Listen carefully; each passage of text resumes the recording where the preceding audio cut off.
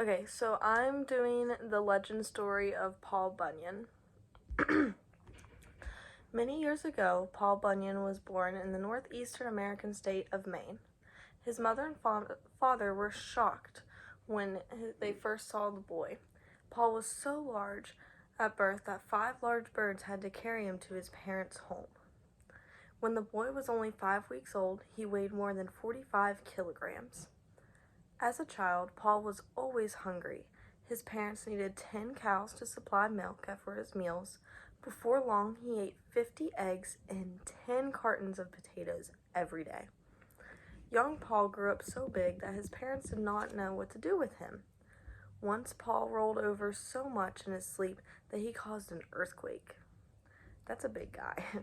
This angered people in the town where his parents lived, so the government told his mother and father that they would have to move him somewhere else. Paul's father built a wooden cradle, a traditional bed for a baby. His parents put the cradle in waters along the coast of Maine. However, every time Paul rolled over, huge waves covered the coastal towns. So his parents brought their son back on land. They took him into the woods, and that is where he grew up. As a boy, Paul helped his father cut down trees. Paul had the strength of many men combined, so all the men combined, he had that strength in one. He also was extremely fast. He could turn off a light and then jump into his bed before the room got dark. That's impressive. Maine is very cold for much of the year. One day it started to snow. The snow covered Paul's home and a nearby forest. However, the snow was very unusual. It was blue. The blue snow kept falling until the forest was covered. Paul put his snowshoes and went out to see the unusual sight, and as he walked, Paul discovered an animal stuck in the snow. It was a baby ox. Paul decided to take the ox home with him. He put the animal near the fireplace. After the ox got warmer, his hair remained blue. Paul decided to keep the blue ox and name him Babe. Babe grew up very quickly. One night, Paul left him in a small building with the other animals. The next morning, the barn was gone, and so was Babe. Paul searched everywhere for the animal. He found Babe calmly eating grass in a valley with the barn still on the top of his back. Babe followed Paul and grew larger every day. Every time Paul looked, Babe seemed to grow taller. So just like Paul.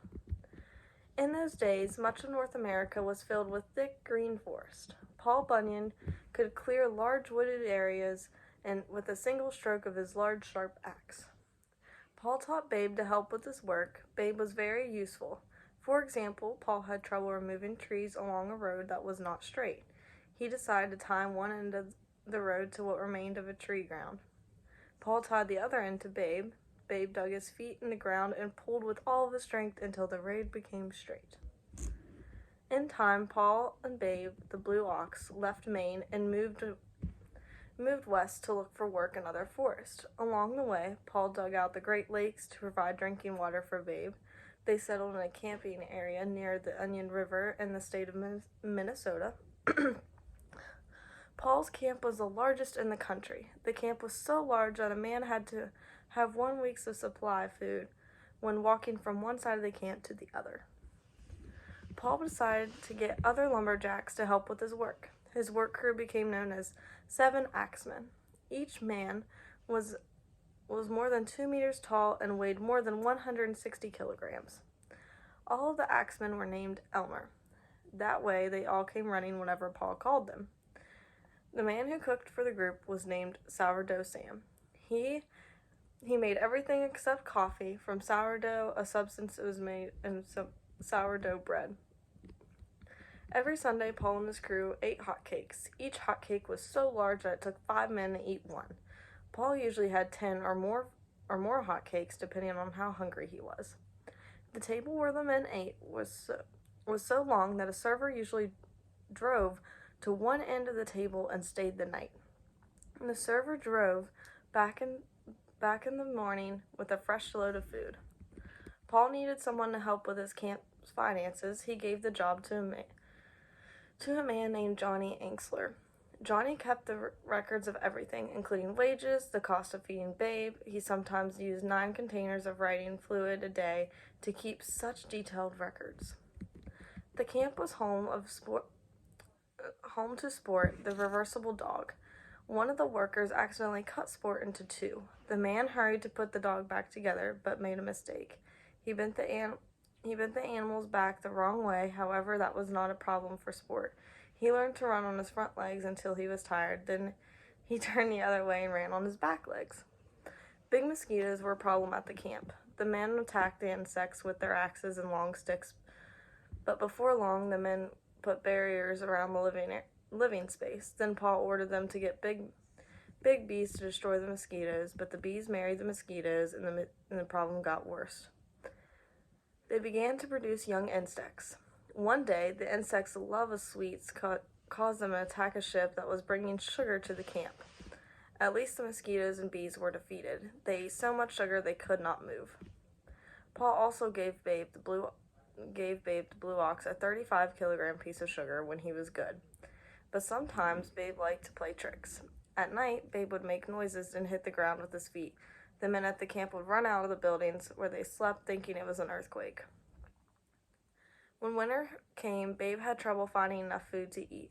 Snow covered everything. Ole the blacksmith solved the problem.